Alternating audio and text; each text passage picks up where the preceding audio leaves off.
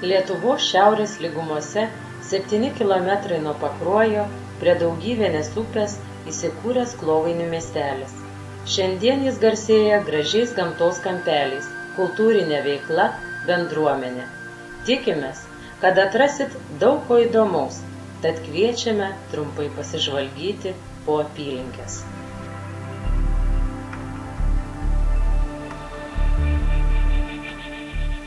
Srauni Daugyvienės tėkmė dažnai išplauna radinių, kurių amžius liudija, kad šiose vietovėse gyvenama labai seniai.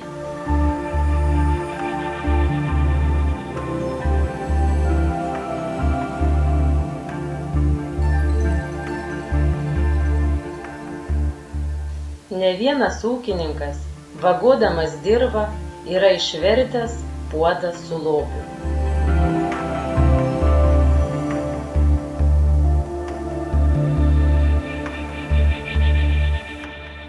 Miestelyje išlikę senoviškų klėtelių, kai kuriuose jų dar jaučiama senolių dvasia.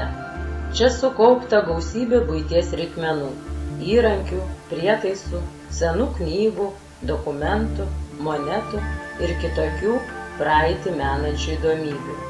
Tiesiog pasižvalgykime.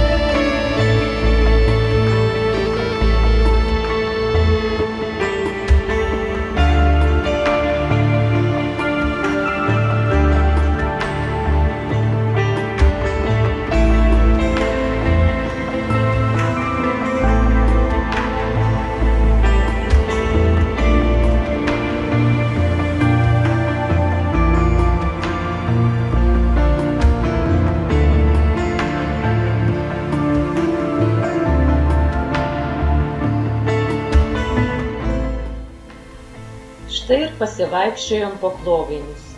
Mes visus lobius, rastus žemėje, išsaugotus skryniuose, ištrauktus iš palėpių, surinkom ir įkūrėm muziejų. Tad maloniai kviečiame apsilankyti.